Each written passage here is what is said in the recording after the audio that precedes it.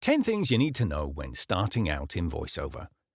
I really should have thought this through, as I don't have 10 things that come to mind at the moment.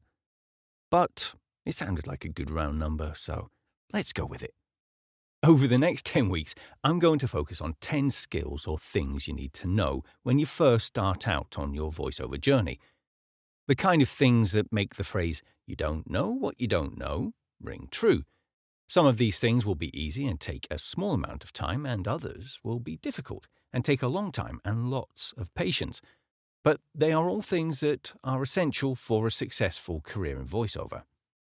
Number 1. Training your ear. Now I'm questioning if I should have started at 10 and counted down. Anyway, we're going to start with one of the hardest things when you first start out on your voiceover journey.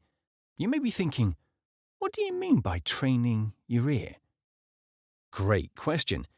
Hearing the nuances of quality audio is a skill. Now, you may be thinking that everyone's ears are the same and we all hear the same things. Yes, you may hear the same things, but how your brain processes it is a different matter altogether. Believe it or not, you can train your ears. In fact, it is essential in voiceover so you can understand whether your recordings are of a high enough quality to book jobs. And this isn't something that I'm just making up. Do a quick search on Google for "train your ears," and a plethora of sites will come up with ways to help do just that. Now, most of them will be in reference to music and pitch, but the principles are the same for what a voiceover needs. Some great resources are Isotope Ear Training and Sound Gym to start off with. These are designed to help audio engineers so they can understand how to equalize and make certain soundtracks sound better. You may not think you need to know this, but it is the listening with intention that is important. There is no need to become a master audio engineer, but you do need to learn the basics. Still don't believe me? The easiest way to show you this in practice is to share the first ever audition that I submitted on an online casting site back in 2016, compared to a version of it that I recorded for this blog using my current setup in 2022. Here are the two versions for your listening pleasure. Someone who thinks brunch is always a good idea and that's not afraid to eat. Someone who thinks brunch is always a good idea and that's not afraid to eat. The first clip is the old file, and the second is my current setup.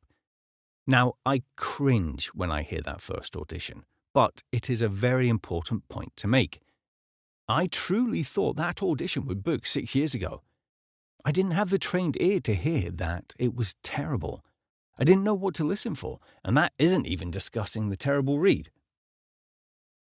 There are so many things wrong with that first audition file. I was working with a coach at the time that came from radio. He was adamant that you didn't need a condenser microphone for voiceover.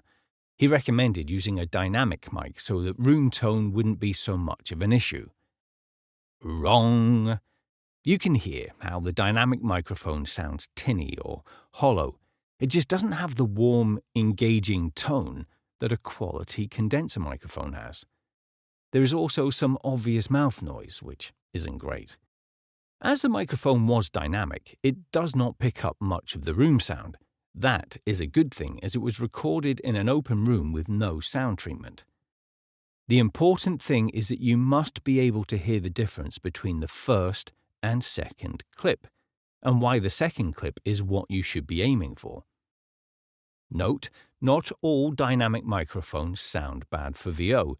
There are some that are really good quality, like the Shure SM7B or the Electro Voice RA20. Here are some more clips with poor audio quality. Before we go any further, these were taken from the Edge Studio forum and are no way a reflection of the talent of the person reading. I am not here to critique the talent. This is for audio quality purposes only. Room noise. Listen to this first file. Home over the centuries to great writers like Jonathan Swift, George Bernard Shaw, and James Joyce. Dublin has always been a center of the arts. Now, with the still-roaring Celtic Tiger economy to support it, Ireland's capital city is bustling with ever-burgeoning business, important cultural institutions, lively nightlife, and a youthful, energetic population of both natives and newcomers. It was recorded on a phone. The reason I chose this file was because you can hear the obvious room tone in the background. It has a low-frequency hum and hiss. There are some ways you can remove that hum, but to do that, you must remove that whole frequency spectrum, and there will be parts of your voice within that spectrum. So you may get rid of the room noise, but your voice audio will suffer. Here is another version of the file. Home over the centuries to great writers like Jonathan Swift, George Bernard Shaw, and James Joyce, Dublin has always been a center of the arts. In this one, I have edited some breaths. I did not fill the spaces with room tone. You can really hear the room tone disappear before the word Dublin and then start again. This is quite jarring. Here is another file that shows you what can happen if you process the audio to remove excessive room tone. You can hit the road two ways. You can drive or be driven. When you're driven, read books instead of road maps. Go to sleep instead of to pieces. The frequencies that have been removed give the voice a metallic, unnatural sound, which makes this unacceptable for professional projects. Room reflection. Listen to this file.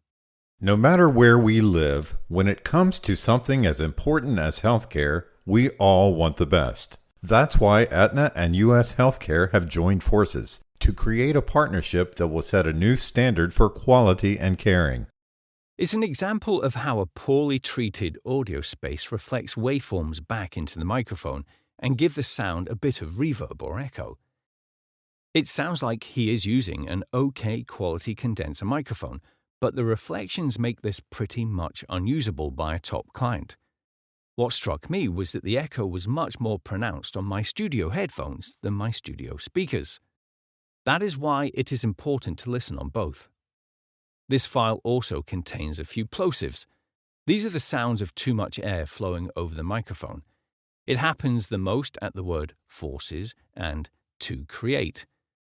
To prevent this, he needs to have a pop filter installed in front of the mic or position the microphone off-axis from his mouth to ensure the burst of air do not flow directly over the mic capsule. Once again, the important thing is that you learn to detect what makes audio bad. You can have the best voice or acting ability in the world, but if your audio is so poor, then it is unusable, and you won't win any jobs. The only way to detect these issues is to practice, and practice critical listening. And it takes time. I don't know of any great tips that significantly speed up the process. You'll be amazed what you start to hear. I had never really heard of mouth noise before. It's the clicky sound that can be heard in my 2016 audition and the Dublin audio file. It is caused by mucus in your mouth and can be mitigated by staying hydrated throughout the day. But you must remember, it takes nearly 3 hours for your water intake to start to hydrate you. There are also other remedies like green apples, chewing gum with xylitol in it, brushing your teeth before recording, and many, many more. The point is that as your ear becomes trained, you will start to hear mouth clicks everywhere, and I mean everywhere, and it will probably start to bug you. I know it bugs me. But it should also give you the knowledge that you are starting to train your ears and hear things that you never noticed before. And here's a top tip. If you want to know what the highest quality voiceovers sound like, go to voice talent agency websites. One of my favorites is Natural Sounding Voices in the UK. Nearly all the talent on that site must submit a dry audio sample to show what their studio sounds like. This is a sample with no music and no processing, or very light processing. These are the people who are working, and more importantly, booking, in the industry. Your audio must sound as good as theirs if you're going to compete. Download a few samples from that site that sound close to your voice. Then, listen carefully to it, over and over again. You should then write down what they say and then read the same script in your studio and record. If you know how, splice your voice into different parts of the professional voice. If you can't do that, then just listen to them back to back over and over again. The aim is to get your audio up to the same standard. Don't lose heart. Although it takes time to learn this new skill, there are people out there who can help you get your audio up to a high standard while you learn. Resources like Jordan Reynolds, Tim Tippett's, Uncle Roy, George Whittam, Rob B., and many more. They will analyze your audio for a reasonable fee and let you know what you need to do to get it where it needs to be. It is money very well spent and is an investment in your business. It's like buying a set of experienced ears while you are training yours. But don't get too comfortable with them. I much prefer your face with your own ears.